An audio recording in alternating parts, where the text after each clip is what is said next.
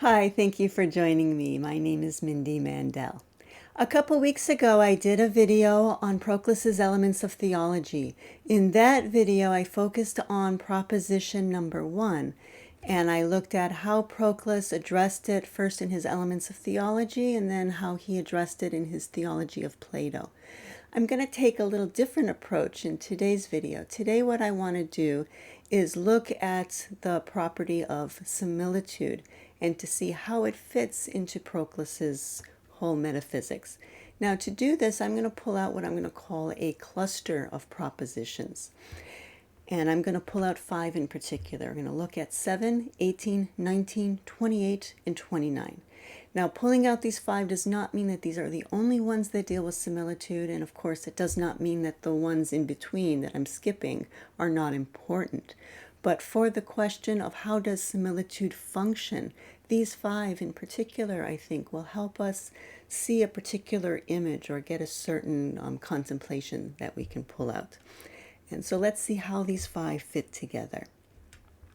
So proposition 7 reads that every productive cause is superior to that which it produces. Causes are superior to their products in power. For if not superior, it must be either inferior or equal. So let us first suppose that it's equal. So cause and effect are equal. Now either the product has itself power to produce a further principle, or it is altogether sterile. So now here's our situation. Our hypothetical is that cause and effect are both equal. And now we're looking at whether that product can itself be a cause to a further subsequent. And if it be supposed that it is sterile, then it is thereby proved inferior to its producer. The impotent is not equal to the fecund, in which is the power of creation. So all things being equal, if the cause can create the effect, but the effect cannot create anything, then by that one difference, the effect is inferior in power. And if it be productive, if both can create, then the further product will again be either equal to its cause or unequal. But if it be equal, and if this be true universally, if you have a whole train of causes and effects that are all equal in power, then you have the producer generates a consequent equal to itself.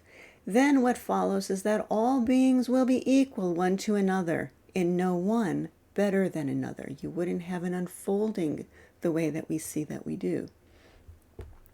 And if it be not equal, neither was the former product equal to the former producer. For equal powers would create equals. And if a cause, not being equal to its consequent, were yet equal to its own prior, we should have here equal powers creating unequals. If cause and effect, the first cause and that first effect, are both equal in power, then it would follow that if they both create something, it must be of equal power. It wouldn't make sense for equal powers to create unequals.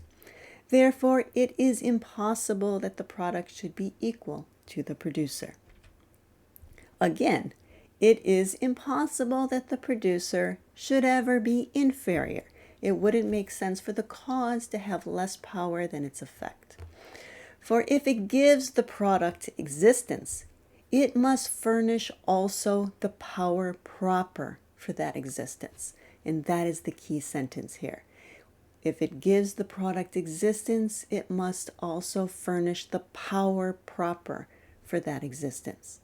But if it is itself productive of all the power which is in its consequent, it is able to create a like character in itself, that is, to increase its own power. If it could give that higher level of power to its effect, then it would be able to give it to itself. The means to this cannot be lacking, since it has force sufficient to create, nor can the will be lacking, since by nature all things have an appetition of their good. So I didn't include those early propositions that say that we all desire our good. I think that's something we're probably all clear on at this point, and so that's included here as well. Therefore, were it able to fashion another thing more perfect than itself, it would make itself perfect before its consequent. And so the conclusion of proposition 7, since then The product is neither equal to the producer nor superior to it. The producer is necessarily superior to the product. So causes are always more powerful than their effects. So we're going to take that idea from Proposition 7 and see how it helps us better understand 18 and 19, which are the next two. So 18, everything which by its existence bestows a character on others, itself primitively possesses that character which it communicates to the recipients. In other words, beauty itself possesses beauty primitively, and it communicates beauty to its recipients. For if it bestows by mere existence, and so makes the bestowal from its own essence, and so principles produce from their own essence, by their very being, then what it bestows would be inferior to its essence, and what it is more greatly and more perfectly. Why do we know this? By the principle of Proposition 7, that whatever is productive of anything is superior to its product. So this one directly builds on Proposition 7. Thus, the character, as it pre-exists in the original giver, has a higher reality than the character that is bestowed. It is what the bestowed character is, but is not identical with it, since it exists primitively, and the other only by derivation. So again, beauty exists in beauty itself primitively. It exists by participation in its consequence, in its derivations. But if they had a common definition, if they're both the same thing in definition, then the one could not be, as we've assumed, cause and the other the resultant. The one could not be in itself and the other in the participant. You couldn't have beauty in beauty itself versus beauty as it's in the participant in the later. The one could not be the author and the other the subject of a process. And if they had nothing identical, the second, having nothing in common with the existence of the first, could not arise from its existence. So they can't be only different and they can't be only the same. And that's going to be important because likeness is a little bit different and a little same. And so the conclusion is that it remains then that where one thing receives bestowal from another in virtue of that other's mere existence, the giver possesses primitively the character which it gives, while the recipient is by derivation what the giver gives. Okay, so first we saw just the idea of power as it unfolds. Now we're seeing that that idea of power can help us understand how a certain character or quality can unfold through a procession. Now, what often happens in the elements of theology is that because Proclus is looking at one narrow point in each proposition, it means sometimes he has to add another proposition just to kind of tie up loose ends. And so 18 and 19 fit together. Everything which primitively inheres in any natural class of beings is present in all the members of that class alike, and in virtue of their common definition. So we can again think of beauty, and we saw how it unfolded in 18, and now he's just clarifying that it would have to run through all the members of the class of beautiful things.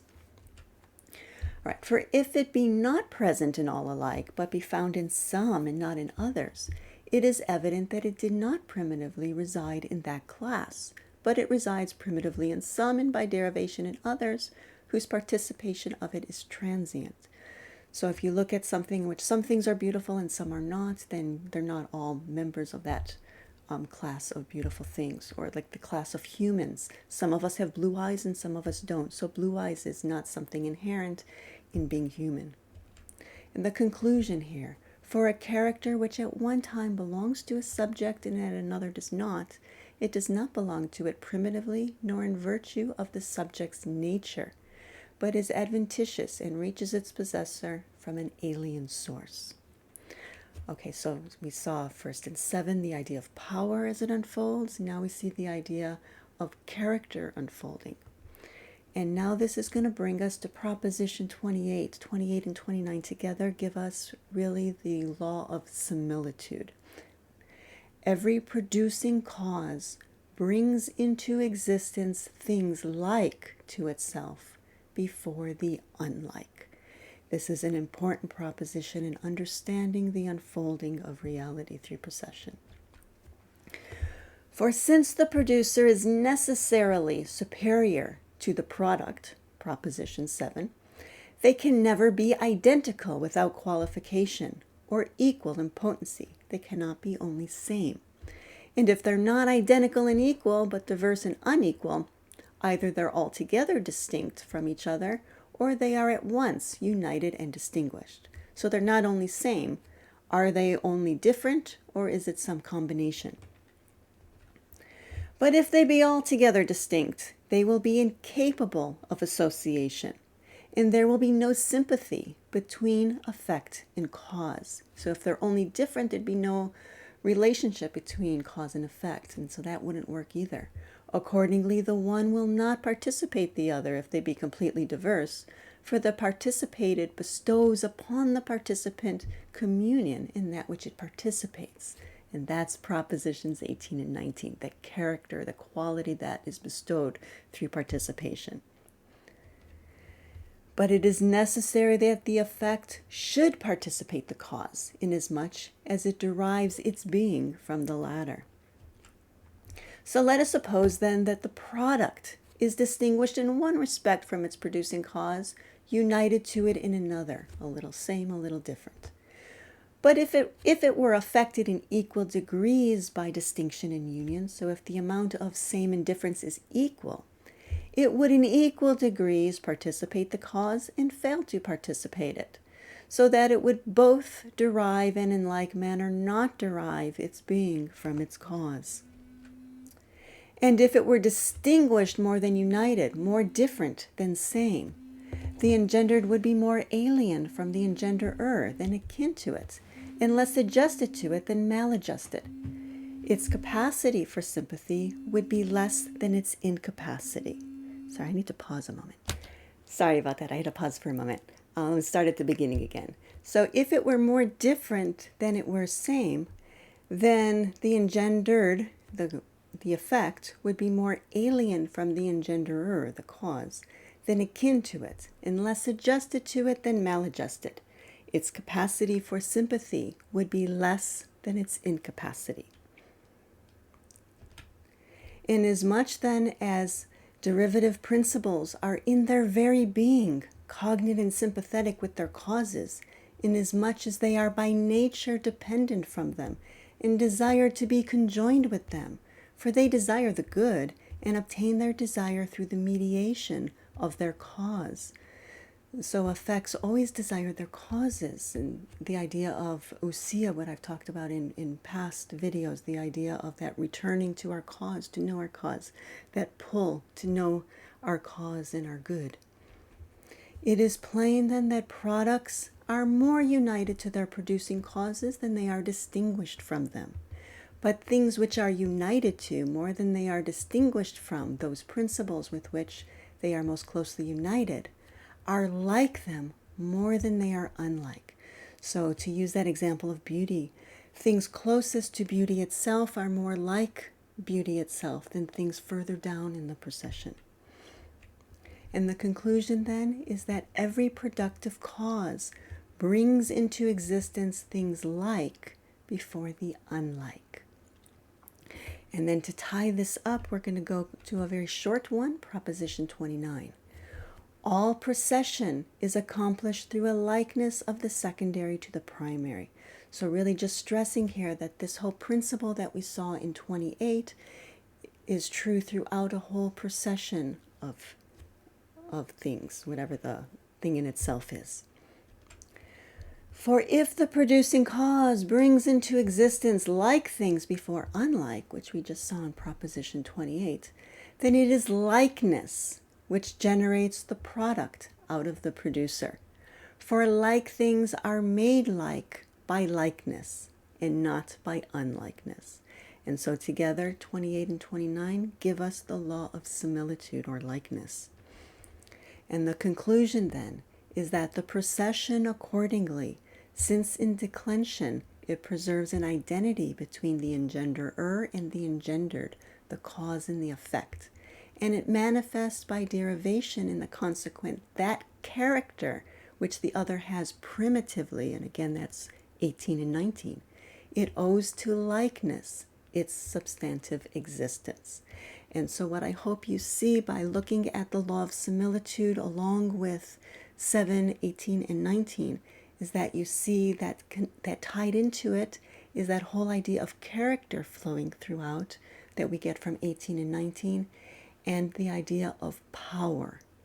That was proposition 7. And so that, I think, is the value of looking at these in clusters. And so it's kind of a fun way to study it, to think about how they fit together. One benefit of the E.R. Dodds translation, which is the one I used here, is that he does put in parentheses in the middle of propositions which previous ones are being referred to. And so if you don't remember them or see that, you can follow his parentheses and his clues there, and you can kind of fit them together. And when you put them together and study them and contemplate them together, it does start to really sink in the significance of what each of these propositions would mean for the nature of reality. So this is a good contemplation. Obviously, I went through it very quickly, but I do recommend for those of you who are doing this in a more active way, if this is your way of life, to be a Platonist and to really understand this, you need to really contemplate these sorts of bundles and think about each proposition and what came before it and the significance of what this adds, each proposition, what it adds to everything that came before. Another way of studying it is also to think about what would have to come next. And that's also a way of seeing how well you understand it. How well do the pieces fit together? All right, well, if you like what you're seeing here, please give it a thumbs up. I would appreciate that. And also, if you have any questions or comments, you can leave those below. If you don't already subscribe, I hope you'll think about it. I do put out a new video each week. So if you hit that little bell icon, you'll get a notification when I have a new video out. Next week, I will be staying with the elements of theology, and I hope that you will join me for that. Thank you very much.